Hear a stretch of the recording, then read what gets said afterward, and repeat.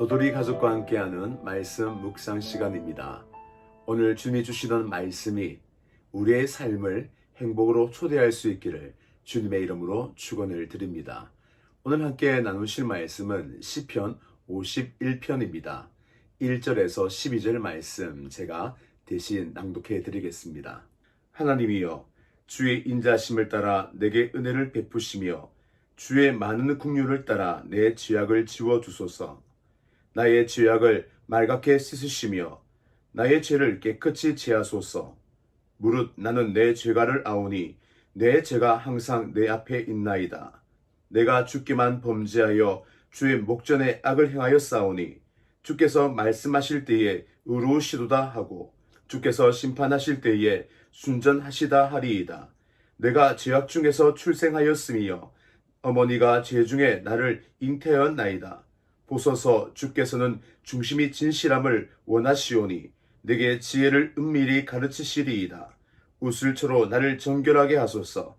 내가 정하리이다. 나의 죄를 씻어주소서. 내가 눈보다 희리이다.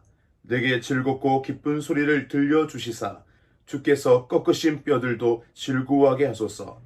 주의 얼굴을 내 죄에서 돌이키시고 내 모든 죄악을 지워주소서. 하나님이여, 내 속에 정한 마음을 창조하시고 내 안에 정직한 영을 새롭게 하소서. 나를 주 앞에서 쫓아내지 마시며 주의 성령을 내게서 거두지 마소서. 주의 구원의 즐거움을 내게 회복시켜 주시고 자원하는 심령을 주사 나를 붙드소서. 아멘.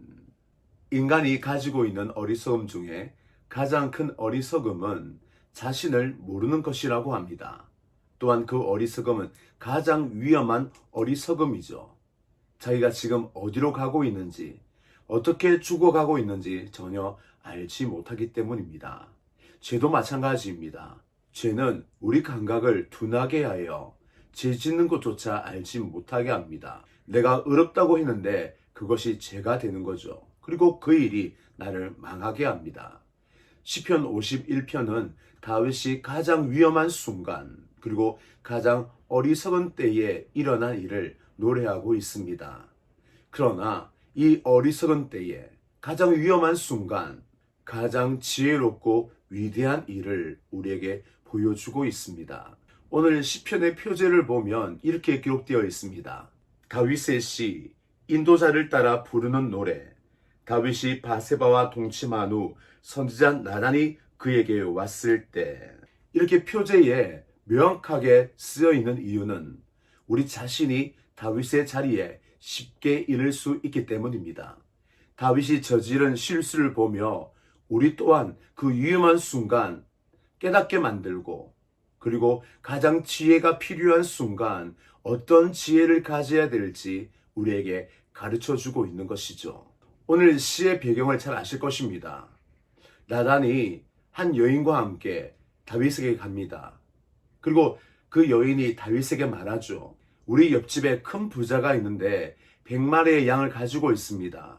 그런데 그 사람이 자기의 친구를 대접하기 위하여 그 옆에 있는 가부가 데리고 있는 한 마리 어린 양, 그 양을 잡아서 친구를 대접했다라는 것입니다. 아마도 가부는 힘이 없어서 어떤 고관들에게 이것을 얘기하더라도 그 부자는 무마시켰을 것입니다. 그리하여 억울하여 다윗에게 이 문제를 가져온 거죠. 다윗은 이 억울한 이야기를 듣고 도대체 그 사람이 누구야? 라고 분노합니다. 이때 옆에 있던 나단이 바로 당신이니다 라고 지적을 하죠. 이 순간 다윗은 굉장히 많은 생각을 하였을 것입니다. 부끄러웠을 것입니다. 구멍이라도 있으면 그는 도망치고 싶었을 것입니다. 또 반면 이 나단을 지금 죽여버릴까? 이 일을 없던 일로 만들어 버릴까? 그는 굉장히 큰 갈등과 순간의 고민이 있었을 것입니다. 그러나 많은 생각을 접어두고 그는 오직 한 가지 생각이 뚜렷이 오독히 섰던 거죠. 바로 하나님 앞에 내가 죄를 지었구나. 오늘 그 생각이 다윗을 가장 위험한 곳에서 안전한 곳으로 데려오는 길이 되었고, 가장 큰 어리석음이 깨달아지고 새로운 지혜로 인생의 길을 열게 된 것입니다. 또한 그는 자신에게 소름이 돋았을 것입니다. 아니, 내가 여태껏 이 죄를 몰랐단 말이야. 나는 도대체 무엇을 하고 있었지? 나는 누구지? 내가 이렇게 망가지고 괴물이 되었는데 나는 왜 깨닫지 못했을까? 나를 이렇게 망가뜨린 것은 무엇일까? 그는 깊이 고민을 했을 것입니다. 그는 이렇게 고백함으로 시편 51편을 시작하고 있습니다. 1절입니다. 하나님이여, 주의 인자를 따라 내게 은혜를 베푸시며 주의 많은 긍휼을 따라 내 죄악을 지워 주소서. 다윗은 무엇보다 하나님 앞에 자신이 죄를 지었음을 깨달았습니다. 사실 피해자는 우리야, 바세바죠. 또한 자기와 함께하는 신하들, 또한 백성들입니다. 그러나 다윗의 눈에 가장 큰 피해자, 자신이 죄를 지은 대상은 하나님이다 라고 다윗은 얘기합니다. 우리가 지은 모든 죄, 내가 내 이웃에 대하여 거짓말하는 것, 또한 내가 폭력을 가하는 것, 이 모든 죄는 하나님을 향한 것임을 우리가 알고 있으십니까? 예수님께서도 이렇게 말씀하셨죠. 한 소자에게 행한 것이 나에게 행한 것이다. 또한 친구에게 나가라 하는 자는 오히려 연자 맷돌을 메고 바다에 빠지는 게 더 낫다. 그 자는 하나님의 심판을 받게 될 것이다 라고 예수님은 말씀하셨습니다. 우리의 죄악은 피해를 받은 그 대상을 향한 것이 아니라 하나님을 향한 공격이라는 것을 알고 계십니까? 오늘 여기에 나와 있는 이 죄악을 지워주소서라고 할 때 죄악은 다름 아닌 바로 반역죄입니다. 우리가 지은 모든 죄는 하나님을 공격하고 하나님의 왕권을 흔들고 또한 하나님에 대한 반역이라는 것을 말씀하고 있는 거죠. 이것은 엄청난 죄입니다. 오늘 다윗은 그것을 깨닫고 하나님이여 내 죄를 용서하소서라고 기도하고 있는 것입니다. 저와 여러분, 죄를 쉽게 생각하지 않습니까? 또 죄는 잊어버리면 없어지는 것이라고 생각하지는 않습니까? 죄는 반드시 드러나고 심판을 받게 됩니다. 왜냐하면 모든 죄는 하나님을 향한 것이기 때문입니다. 하나님이 심판대에 섰을 때에 우리의 모든 죄는 드러나고 그 죄에 대하여 심판을 받게 될 것입니다. 심판대 앞에 서기 전 오늘 우리는 다윗처럼 우리 죄를 하나님께 고백할 수 있기를 주님의 이름으로 축원을 드립니다. 오늘 다윗이 하나님 앞에 죄를 용서해 달라는 이 부분 조금 더 구체적으로 보셔야 합니다.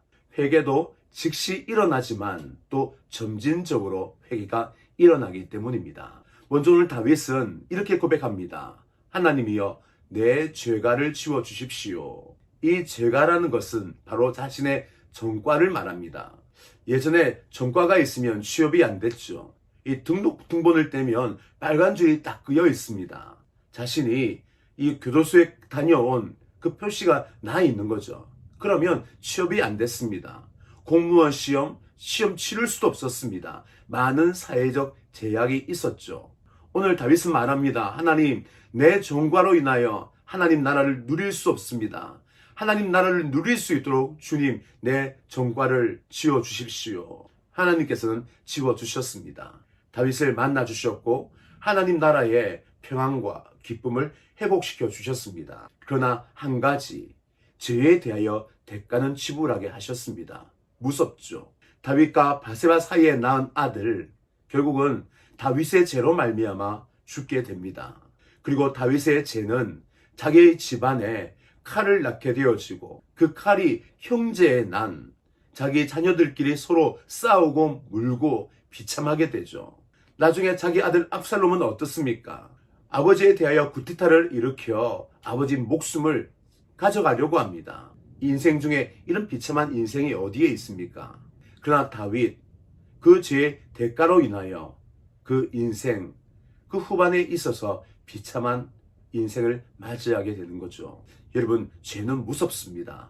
그 대가 반드시 따라오게 됩니다. 그리하여 큰 죄, 더 많은 죄가 축적되기 전 우리는 즉시 회개하고 점진적으로 회개하여 하나님 나라의 축복을 다 누릴 수 있기를 주님의 이름으로 축원을 드립니다. 다윗은 한 가지 더 정결함을 요구합니다. 하나님, 우슬초로 나를 정결케 해 주십시오. 다윗은 자신이 태중부터 죄인인 것을 알았습니다. 자신도 내가 이렇게 왜 망가졌을까 고민했을 때에 깊은 깨달음이 있었죠. 내가 죄악 중에 태어났구나. 이것은 내 힘으로는 불가능하구나. 오늘 다윗이 말합니다. 우슬초로 나를 정결케 하소서.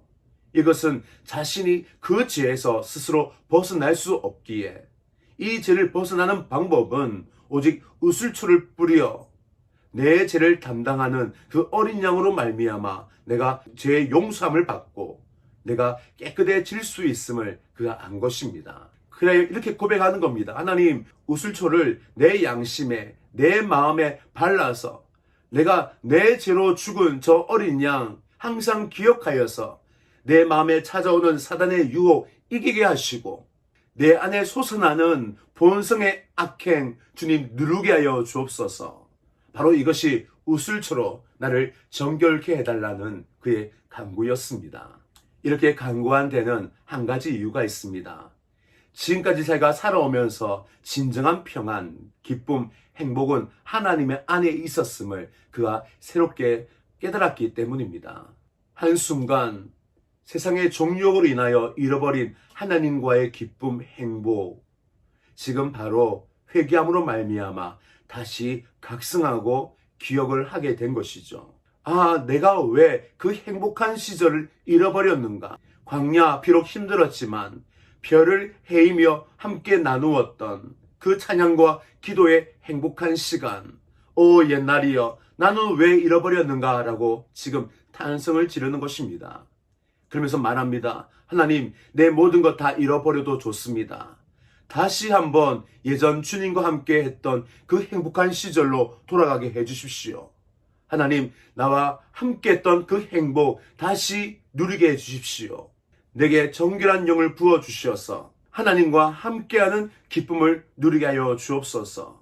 예전에 함께했던 그 즐거움, 고난조차 찬양과 기쁨이 되었던 그 행복의 시절로 주님, 내 영혼의 때를 만들어 주옵소서. 그는 이렇게 기도하고 있는 것입니다. 우리는 무엇보다 하나님 관계를 가장 중요하게 여기고 하나님과의 추억을 하나하나 쌓아가시는 저와 여러분 되시기를 주님의 이름으로 축원을 드립니다.